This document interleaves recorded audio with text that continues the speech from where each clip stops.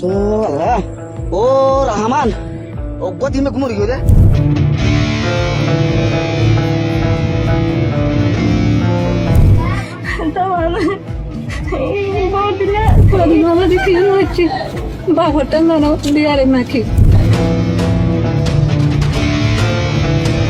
Kenneth কখনো সরকারের বিপক্ষে ছিল না। দেশের সরকার হিসেবে আমরা যতটুকু পারি সম্মান প্রদর্শন করে সমঝোতার পথ বেছে নিয়েছি।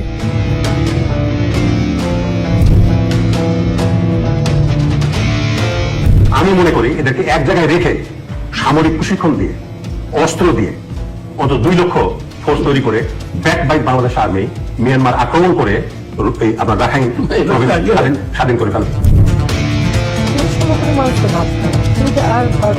খাবার দিতে পারবো না।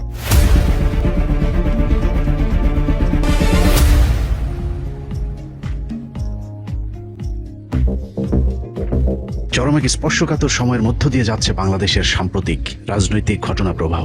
একদিকে প্রশ্নাতীত স্বাধীনতার সমূহ সম্ভাবনা, অন্যদিকে মহা সংকট। সম্ভাবনা নাকি সংকট, কোন দিকে যাবে বাংলাদেশের ভবিষ্যৎ তা ঠিক করতে হলে প্রতিটি পদক্ষেপ হতে হবে নিখুঁত এবং দূরদৃষ্টি সম্পন্ন। তা না হলে অস্তিত্ব সংকটে পড়বে বাংলাদেশের সার্বভৌমত্ব।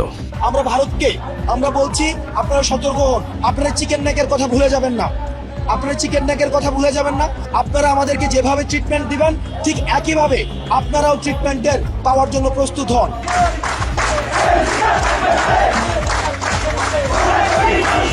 আমরা যখন গরম বক্তব্যে ভারতের চিকেন নেক দখলের দিবার স্বপ্ন দেখছি, তখন আমাদের চিকেন নেকের ঘাড় মটকে দেওয়ার সব পরিকল্পনা চূড়ান্ত করে ফেলেছে ভারত। এরই মধ্যে ফেনী থেকে শুরু করে পুরো পার্বত্য অঞ্চল দখলের প্রকাশ্য হুমকি দেওয়া হয়েছে। ওইরকম একটা ফুটকে আমাদের এখানকার একটা জেলার মতো দেশ, আমরা ওদের উপর নির্ভরশীল। ঘটনা যে শুধু হুমকি পর্যন্ত আটকে আছে তা নয়, বরং পুরো পার্বত্য অঞ্চল এখন খাতা কলমে বাংলাদেশের বাস্তবে। পাহাড়ের কোনো নিয়ন্ত্রণ আমাদের হাতে নেই। এর কিছুটা ভারত নিয়ন্ত্রিত সন্ত্রাসী সংগঠন ইউপিডিএফ এবং জেএসএস এর নিয়ন্ত্রণে, বাকিটা আরাকান আর্মির আর বাংলাদেশ সেনাবাহিনী পাহাড়ে ভাড়াটে হিসেবে বসবাস করছে। রাম মূর্তি কতটুকু হবে, কত ইঞ্চি হবে, সেটা ঠিক করবে দেশের হিন্দুরা। তোরা ঠিক করার কে? রাম মন্দির দেখা গেল কি দেখা গেল না? তোরা যদি রাম মন্দিরকে ভয় পাস, তোরা প্রয়োজনে পলাশ বাইরে যাস না, তোরা প্রয়োজন পথে গাইবান্ধা থেকে অন্য জেলায় চলে যা। রাম মন্দির প্রতিষ্ঠা হবে, এই বাংলাদেশের রাম মন্দির প্রতিষ্ঠা কেউ ঠেকাতে পারবে না। বাংলাদেশ এমন কোন শক্তি নাই যে রাম মন্দির প্রতিষ্ঠা ঠেকায়। সম্প্রতি রংপুরকে কেন্দ্র করে ভারতীয় ষড়যন্ত্রের ভয়ঙ্কর রূপ পিনাকি ভট্টাচার্যের বিশ্লেষণের মধ্য দিয়ে দেশবাসী দেখেছে। একদিকে রংপুর, অন্যদিকে পার্বত্য চট্টগ্রাম। বাংলাদেশের 2 চিকেন নেক ঘিরে কতটা জ্বলন্ত আগ্নেয়গিরির উপরে আমরা বসবাস করছি, সেই অনুসন্ধানের শুরুতেই বাংলাদেশ মিয়ানমার সীমান্তের নির্মম নিষ্ঠুর এক অমানবিক দৃশ্য দেখে আসি চলুন। তো আল্লাহ ও মই নাম তোরা গেল রে। তো আল্লাহ ও রহমান ও গদি মে কুমরি গো ও মারবাই হড়ে বাজারে তো বিকুচারে মানুষ। এই দৃশ্য মিয়ানমারের আরাকান রাজ্যের বাংলাদেশ সীমান্তে 2024 সালের 5ই আগস্টের। এদিকে যখন স্বৈরাচার হাসিনা পালিয়ে যাচ্ছিল মিয়ানমার সীমান্তে, ঠিক তখন ভারতীয় ড্রোনের সাহায্যে আরাকান আর্মির হামলায় প্রাণ যায় কয়েকশো রোহিঙ্গা মুসলমানের।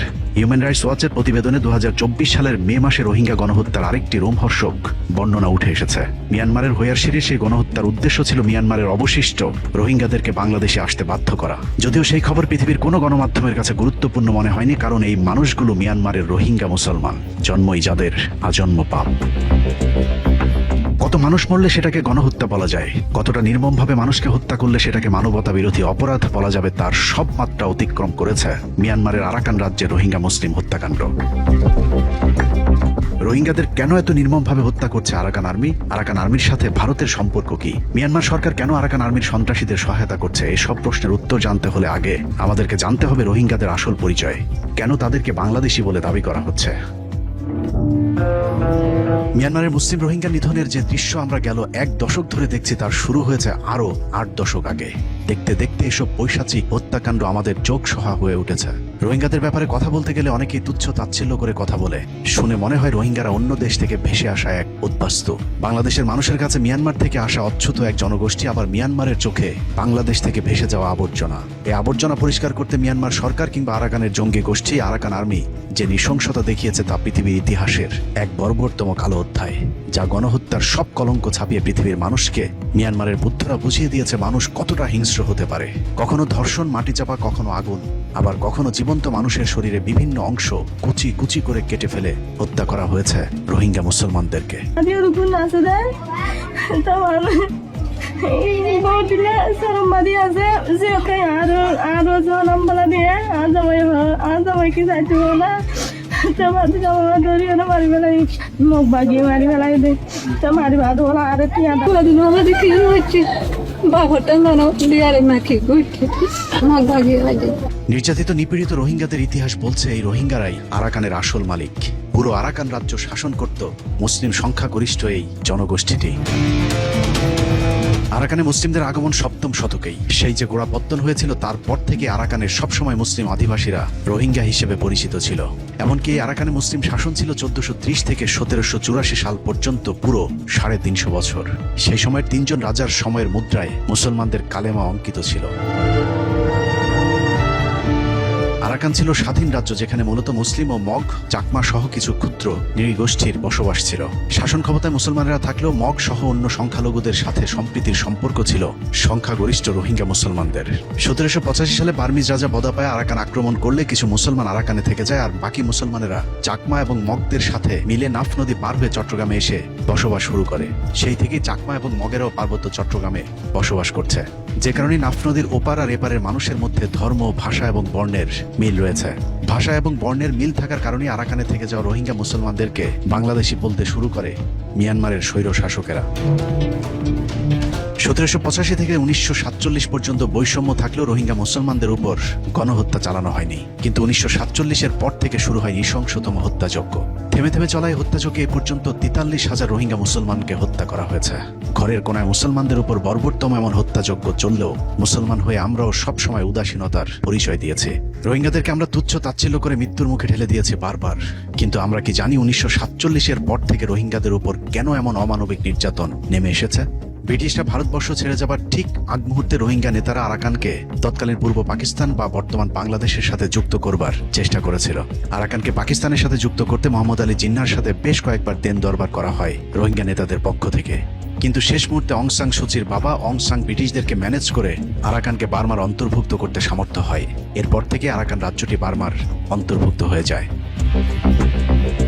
আরাকানকে বার্মার অন্তর্ভুক্ত করা হলেও পূর্ব পাকিস্তানের সাথে যুক্ত হতে যাওয়ার প্রতিশোধ হিসাবে আরাকানের মুসলমানদের নাগরিকত্ব বাতিল করে অং সান।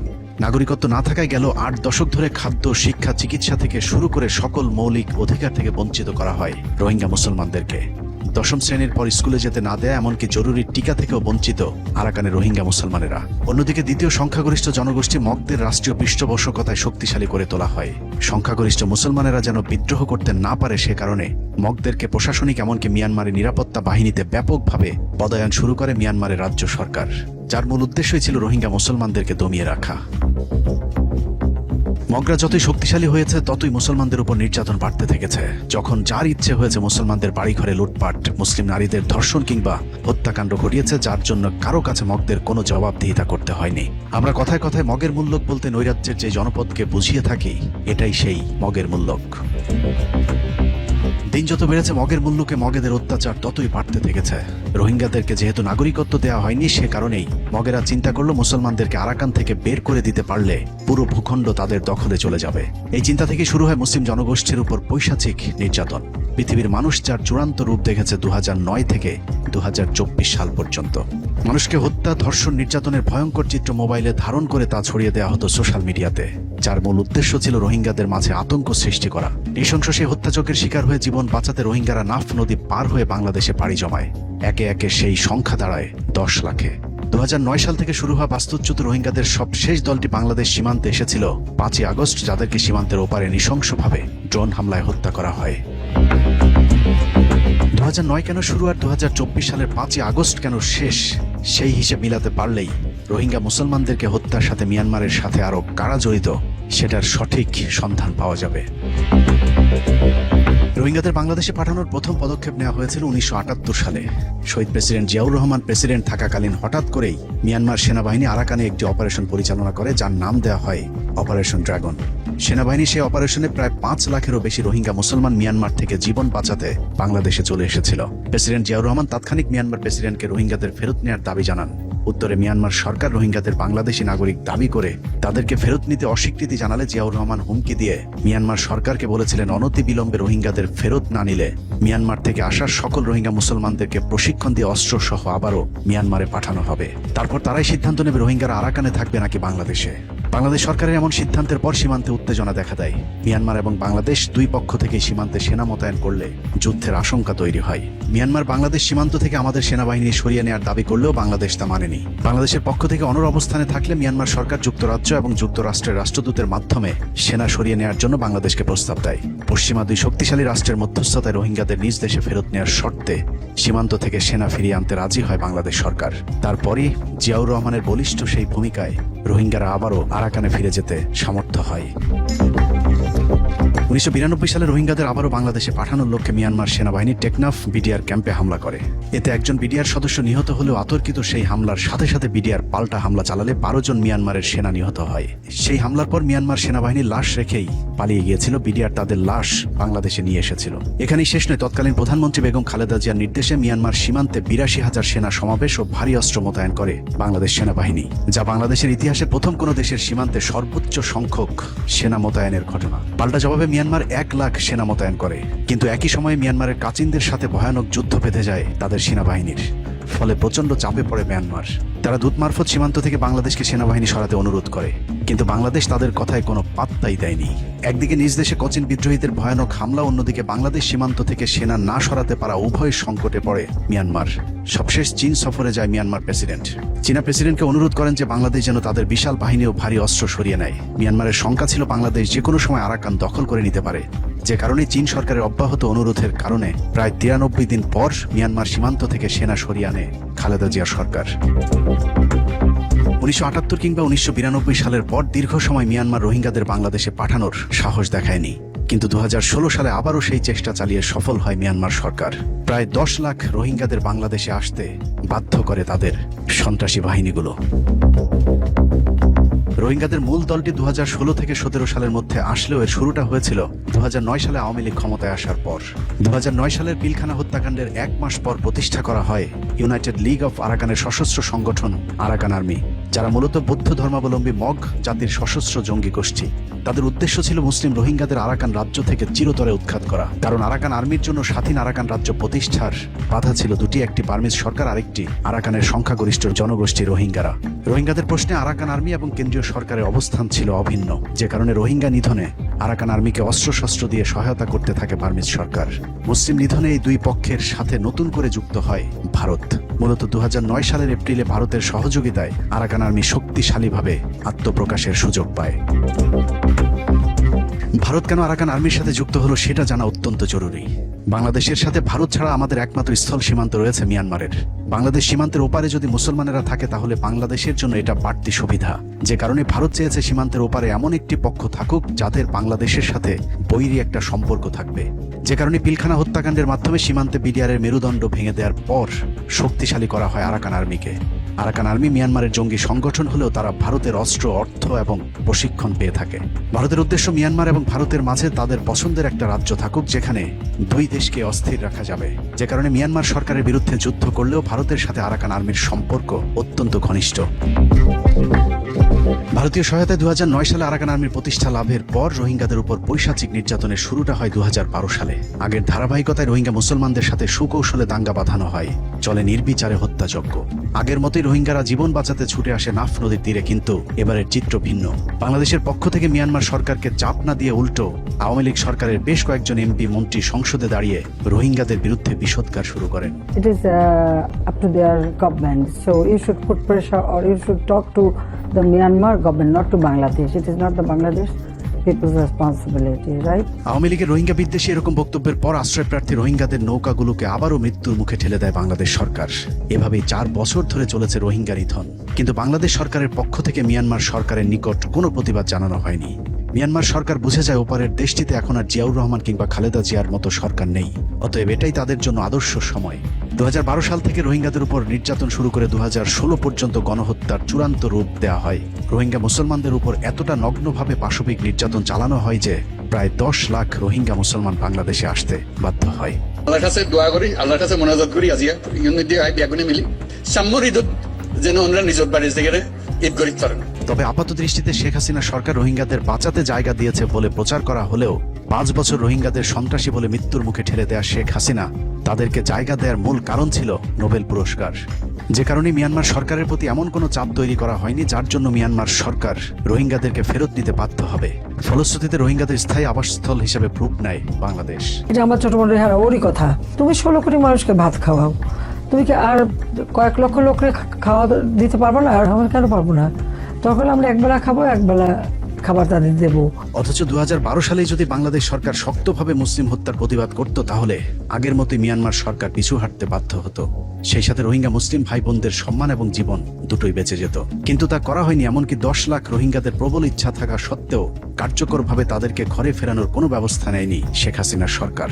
বাংলাদেশ সরকার চাইলে রোহিঙ্গাদের অস্ত্র এবং ট্রেনিং দিয়ে আরাকানে পাঠিয়ে পুরো অঞ্চলটি মুসলমানদের দখলে নিতে পারত, কিন্তু সেটা করেনি, কারণ ভারত সেটা চায়নি। এভাবে ভারতের পরামর্শে চলে পুরো পার্বত্য চট্টগ্রাম বাংলাদেশ সেনাবাহিনীর নিয়ন্ত্রণের বাইরে চলে গিয়েছে। বস্তুত পার্বত্য চট্টগ্রামের উপর এখন বাংলাদেশের কোনো নিয়ন্ত্রণ নেই। কিছুটা জেএসএস, কিছুটা ইউপিডিএফ, আর বাকিটা আরাকানের দখলে যাবার পথে। অনেকে বলে থাকেন ইউনূস সরকার কিছুটা ভারতের বিরুদ্ধে দাঁড়ালেও রোহিঙ্গাদের পক্ষে কাজ না করে বরং আরাকান আর্মির পক্ষেই কাজ করেছে তার সরকার। আমরা একটা নতুন বাস্তবতায় আছি। সত্যিকার অর্থে আমরা একজন নতুন প্রতিবেশী। পৃথিবীর বিভিন্ন দেশে সফলভাবে শান্তি রক্ষায় নিয়োজিত সেনাবাহিনী হাস্যকরভাবে নিজ দেশে বেড়ালের বেশে পার্বত্য এলাকায় ঘুরে বেড়াচ্ছে। এ যেন নখ দন্তহীন এক বাঘ। কিন্তু প্রশ্ন হলো, সেনাবাহিনী কি আসলেই দুর্বল, নাকি তাদেরকে দুর্বল করে রাখা হয়েছে? পার্বত্য চট্টগ্রামে সেনাবাহিনীকে অত্যন্ত সুপরিকল্পিতভাবে দুর্বল করা হয়েছে, যার শুরুটা হয়েছিল 1996 সালের কথিত শান্তি চুক্তির মাধ্যমে। মূলত শান্তি চুক্তির মধ্য দিয়ে পাহাড়ের নিয়ন্ত্রণ ভারতের হাতে তুলে দেওয়া হয়েছিল। পৃথিবী জুড়ে শান্তি রক্ষায় কাজ করা সেনাবাহিনীকে শান্তি প্রতিষ্ঠান নামে হাস্যকরভাবে পাহাড় থেকে সরিয়ে আনা হয়। অথচ কথিত শান্তি চুক্তির শর্তানুযায়ী পাহাড়ি সন্ত্রাসীদের অস্ত্র সমর্পণের কথা থাকলেও সেটা না করে একপাক্ষিকভাবে সেনাবাহিনীকে পাহাড় থেকে সরিয়ে আনা হয়েছে। 1996 সালে ক্ষমতায় আসার পরপর যে শান্তি চুক্তি করা হয়েছিল তার পুরোটার প্রেসক্রিপশন ছিল ভারতের সেই পরিকল্পনাতেই চলেছে গেল 30 বছর। অজ্ঞাত কারণে মাঝে 5 বছর সময় পেলেও বিএনপি জোট সরকার সেনাবাহিনীর যেসব ক্যাম্পগুলো সরিয়ে আনা হয়েছিল সেগুলো আবারও প্রতিস্থাপন করেনি। মূলত 1996 সালের পর থেকে ইচ্ছায় কিংবা অনিচ্ছায় বাংলাদেশ সেনাবাহিনী পাহাড়ে ভারতের ইচ্ছে মতোই তাদের কার্যক্রম পরিচালনা করছে। আরাকান আর্মির ক্ষেত্রেও তাদের নীতি ব্যতিক্রম হয়নি। ভারত চায় মিয়ানমার সীমান্তেও বাংলাদেশ চাপে থাকুক, যাতে বাংলাদেশের কোনো ক্রান্তিকালে মিয়ানমারের কোনো সীমান্তকে সুবিধাজনক আশ্রয়স্থল হিসেবে ব্যবহার করা না যায়। বাংলাদেশের সাথে মিয়ানমারের 271 কিলোমিটার সীমানা রয়েছে। ভারত জানে বাংলাদেশ মিয়ানমার সীমান্তের ওপারে যদি মুসলিম জনগোষ্ঠী সামরিকভাবে শক্তিশালী হয়, তবে তা বাংলাদেশকে বাড়তি সুবিধা দেবে। যে কারণে ভারতের পরামর্শে বাংলাদেশ সেনাবাহিনী কখনোই মিয়ানমার সরকার কিংবা আরাকান আর্মির সাথে কোনো প্রকার শক্তি প্রদর্শন করেনি। ভারতকে খুশি করতে বাংলাদেশের কূটনীতি এবং সমন্বীতি এতটাই ইসলাম বিরোধী এবং বাংলাদেশ বিরোধী ছিল যে রোহিঙ্গা মুসলমানদের শায়েস্তা করতে বাংলাদেশের সীমান্তে নিযুক্ত গোয়েন্দা সংস্থাগুলো আরাকান আর্মিকে সব ধরনের সহায়তা করেছে, যা 2025 সালের ফেব্রুয়ারি মাস পর্যন্ত অব্যাহত ছিল। হাসিনা পরবর্তী সময়ে বাংলাদেশ সেনাবাহিনীতে থাকা ভারতীয় সেই বলয় কিছুটা নীরব থাকলেও বর্তমান সেনাবাহিনীকেও কার্যকর কোনো পদক্ষেপ নিতে দেখা যাচ্ছে না। কারণ শেখ হাসিনা নিয়োগ করে যাওয়া সেনাবাহিনীর সেই কর্মকর্তারা বেশিরভাগ এখনও তাদের আগের কর্মস্থলেই দায়িত্ব পালন করে যাচ্ছে। কিন্তু আরাকান আর্মি তথা পার্বত্য চট্টগ্রামকে সেনাবাহিনীর পূর্ণ নিয়ন্ত্রণে রাখতে না পারাটা আমাদের জন্য কতটা ভয়ঙ্কর, চলুন সেটা দেখা যাক। ভারত যেমন তাদের চিকেন নেক নিয়ে খুব দুশ্চিন্তায় থাকে, ঠিক একইভাবে বাংলাদেশেরও 2টি চিকেন নেক রয়েছে, যে ব্যাপারে আমরা অত্যন্ত বেখেয়াল। অথচ আমাদের এই চিকেন নেক কতটা ঝুঁকির মধ্যে রয়েছে তা নিয়ে আমাদের সরকারগুলোর কোনো পদক্ষেপ নেই। 2 चिकन स्नैक हैं, वो सब भारत से ही पूर्ण रूप से सराउंडेड हैं, और अगर हमने गर्दन मरोड़ दी तो बांग्लादेश बिखर जाएगा। एक तो ऐसा चिकन स्नैक है जो कि सिटिंग डक है, जो कि बस भारत जब चाहे तब उसको कैप्चर कर सकता है। वहां की डेमोग्राफी भी इसके फेवर में है। दूसरा जो सिटिंग डक उतना नहीं है, लेकिन वो बड़ा भारत के लिए एसेंशियल है। लेकिन अच्छी बात क्या है, वो 2 तरफ से भारत से ही घिरा है, तो भारत उसको भी जब चाहे कंट्रोल कर सकता है। আরাকান আর্মির মূল এজেন্ডা শুধু আরাকান নয়, মূল এজেন্ডা বাংলাদেশের বিশাল অংশকে যুক্ত করে গ্রেটার আরাকান প্রতিষ্ঠা করা, যা তারা এরই মধ্যে তাদের সংবিধানে সংযুক্ত করেছে। খুব সম্প্রতি আরাকান আর্মি সমর্থিত বৌদ্ধ ভিক্ষু ভেন ও কুন্ডালা আরাকান রাজ্যের একটি কল্পিত ম্যাপ তার ভেরিফাইড সোশ্যাল মিডিয়াতে শেয়ার করেছে, যেখানে দাবি করা হয়েছে এটা 1784 সালের আরাকান রাজ্যের মূল ম্যাপ। বর্তমান আরাকানের জেলা 18টি হলেও তাদের পরিকল্পিত নতুন ভূখণ্ডে জেলা 28টি। এখন প্রশ্ন হলো, তাহলে বাকি 10টি জেলা কোথা থেকে এলো?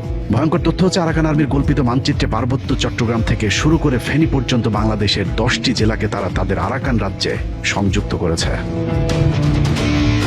আরাকান আর্মিপন্থী সন্ত্রাসী বৌদ্ধ ভিক্ষু ভারতীয় গণমাধ্যম তার ডিপ্লোম্যাটকে দেয়া আরাকান আর্মির চিফের একটি সাক্ষাৎকার শেয়ার করেছেন, যেখানে আরাকানকে খুব ক্ষুদ্র ভূমি উল্লেখ করে একে প্রসারণের দিকে ইঙ্গিত করেছে আরাকান সন্ত্রাসীদের এই প্রধান। আরাকানের কালাদান প্রজেক্টে ভারতের সাথে আরাকান আর্মির সম্পৃক্ততার বিষয়টিও আরাকান আর্মির চিফ এবং ভেনু কুন্ডালা নিজেই স্বীকার করেছেন। হাসিনা আমলে খুব গোপনীয়তার সাথে ফেনী সীমান্তে অখ্যাত একটি জায়গায় ছোট একটি ব্রিজ উদ্বোধন করতে দিল্লি থেকে উড়ে এসেছিল খোদ ভারতের প্রধানমন্ত্রী নরেন্দ্র মোদী। আপাত দৃষ্টিতে আমাদের কাছে ওই ব্রিজটি ছোট প্রকল্প মনে হলেও ভারতের জন্য এটা এক গুরুত্বপূর্ণ প্রকল্প, কারণ বাংলাদেশের এই চিকেন নেক আলাদা করতে আরাকান আর্মির ভারতীয় সেনাবাহিনীর সহায়তা প্রয়োজন। সে কারণে ভারত সরকার গুরুত্বপূর্ণ এই ব্রিজটি উদ্বোধন করতে তাদের প্রধানমন্ত্রীকে ডেকে আনে। একদিকে আরাকান আর্মিকে উস্কে দেওয়ার পাশাপাশি সুযোগ মতো বাংলাদেশের চিকেন নেক ব্লক করে ফেনী থেকে পুরো পার্বত্য এলাকা আলাদা করে দেওয়ার সব পরিকল্পনা চূড়ান্ত করে রেখেছিল ভারত সরকার। হাসিনার সহযোগিতায় ভারতের পরিকল্পনা কি ছিল এরই মধ্যে তা পরিষ্কার হয়ে উঠেছে। সম্প্রতি প্রকাশিত স্যাটেলাইট ছবিতে দেখা গেছে খাগড়াছড়ি থেকে মাত্র 24 মাইল এবং ফেনী থেকে মাত্র 96 মাইল দূরে মিজোরামের লেংপুই বিমানবন্দরকে ভারত এখন ফুল স্কেল এয়ারফোর্স বেজে আপগ্রেড করেছে। 26M by 31M আকারের শেড এবং নতুন ট্যাক্সিওয়ে দেখে এটা স্পষ্ট যে ভারত সেখানে SU-30 সহ সকল আধুনিক যুদ্ধ বিমান পরিচালনার সর্বোচ্চ প্রস্তুতি নিচ্ছে। ওদিকে পশ্চিমবঙ্গের পানাগড় এয়ারফোর্স স্টেশনেও বড় ধরনের মেরামত ও পুনর্নির্মাণ শুরু করেছে ভারত সরকার। এখানেই শেষ নয়, সূত্র জানিয়েছে বাংলাদেশ থেকে আলাদা হয়ে একটি হিন্দু বৌদ্ধ রাষ্ট্র বানানোর জন্য রাজা বীর বাহাদুরের নেতৃত্বে পার্বত্য চট্টগ্রামের প্রায় 5000 পাহাড়ি সন্ত্রাসীরা আরাকান আর্মির সাথে যুক্ত হয়েছে, যাদের অনেকে প্রশাসনের সহযোগিতায় বাংলাদেশে আসা যাওয়া শুরু করেছে। এমনকি সম্প্রতি আওয়ামী মন্ত্রী বীর বাহাদুরকেও তার নিজ বাড়ির সামনে প্রকাশ্যে চলতে দেখা গেছে। এখানে আরাকান আর্মির কি ভূমিকা হবে? কারণ আরাকান আর্মিরও একটা ভূমিকা এখানে থাকবে, যেটা জানা যাচ্ছে, এবং যে পরিকল্পনা হচ্ছে তাতে মুজিব বাহিনীর পাশে থাকবে আরাকান বাড়ি। আপনারা যদি বেশি বাড়াবাড়ি করেন, আমরা কিন্তু বিভিন্ন মানবতা বিভিন্ন বিশ্বের দেশ থেকে সাহায্য চেয়ে আমরা বাংলাদেশ আর একটি প্রদেশ করব শুধুমাত্র সনাতনীদের জন্য। একদিকে ভারত আরাকান আর্মিকে পালছে, অন্যদিকে সন্তুল আর্মার UPDF JSS কে দিয়ে পাহাড়ি এলাকায় নিয়ন্ত্রণ রেখেছে।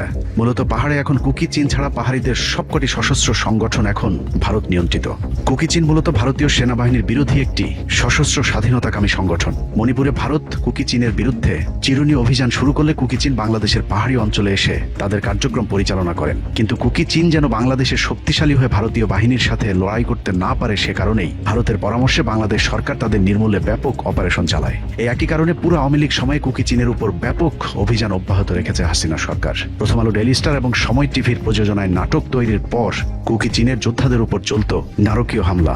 যদিও বাংলাদেশের জন্য পাহাড়ের মূল সমস্যা JSS এবং UPDF, কিন্তু কুকি চীন ছাড়া আর কোনো সশস্ত্র গোষ্ঠীর বিরুদ্ধে বাংলাদেশি আইন শৃঙ্খলা বাহিনীগুলো কখনোই কোনো অ্যাকশনে যায়নি।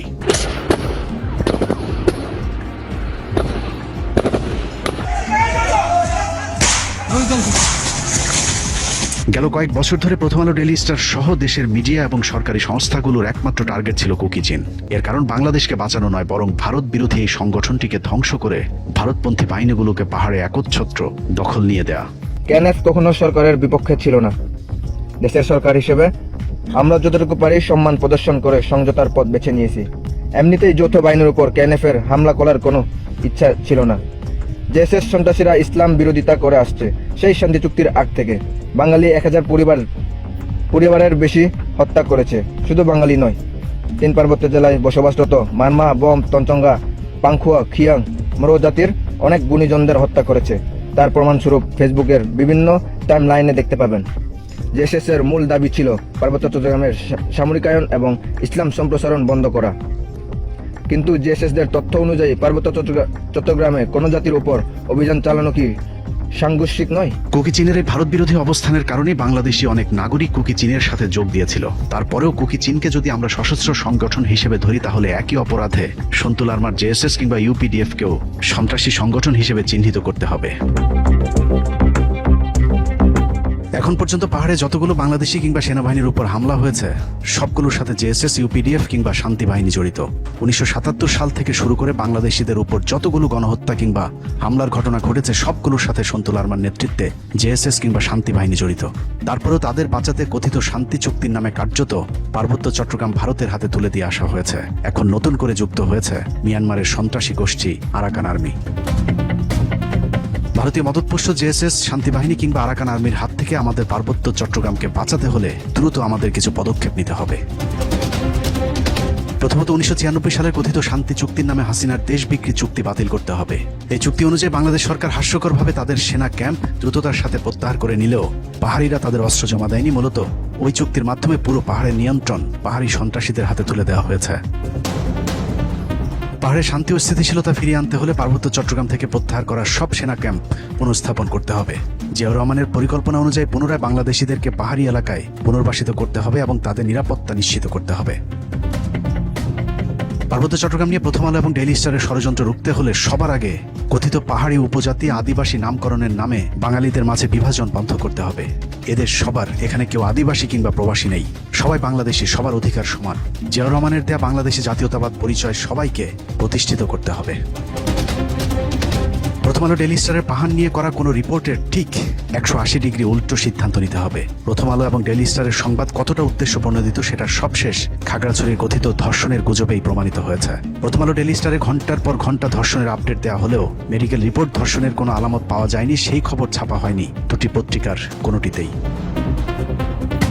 উত্তর ও দক্ষিণ ফ্রন্ট থেকে হুমকি বিবেচনায় বাংলাদেশ সেনাবাহিনীকে এখনই পদক্ষেপ নিতে হবে। বিশেষ করে লালমনিরহাট, ঠাকুরগাঁও এবং বগুড়ার বিমানবন্দরগুলোকে আধুনিকায়ন করতে হবে। সম্ভাব্য ভারতীয় আগ্রাসন ঠেকাতে ফেনী, কুমিল্লা, শমশেরনগর এবং মৌলভীবাজারে স্থায়ী বিমান ঘাঁটি করতে হবে। এদিকে মিয়ানমার যদি আসলে শান্তিপূর্ণ সহাবস্থান চায় তাহলে রোহিঙ্গাদের সবাইকে একসাথে ফেরত নিতে হবে এবং তাদের নাগরিকত্ব পরিপূর্ণভাবে ফেরত দিতে হবে। তাদের নিরাপত্তার জন্য প্রাথমিকভাবে বাংলাদেশ, পাকিস্তান, তুরস্কের মতো মুসলিম দেশ অথবা জাতিসংঘের শান্তি বাহিনী মোতায়েনের অনুমতি দিতে হবে।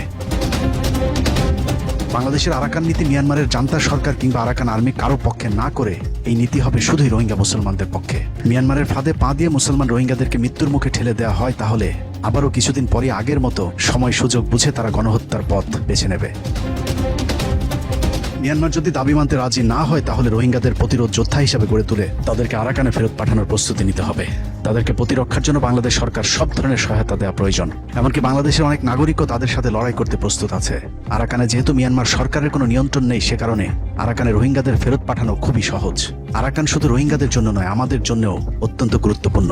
বাংলাদেশের সাথে থাকা 271 কিলোমিটারের বিশাল সীমান্ত রোহিঙ্গাদের মতো মুসলিম ভাতৃপ্রতিম একটি জাতিগোষ্ঠীর নিয়ন্ত্রণে থাকা বাংলাদেশের নিরাপত্তার জন্যও বাড়তি সুবিধা দেবে।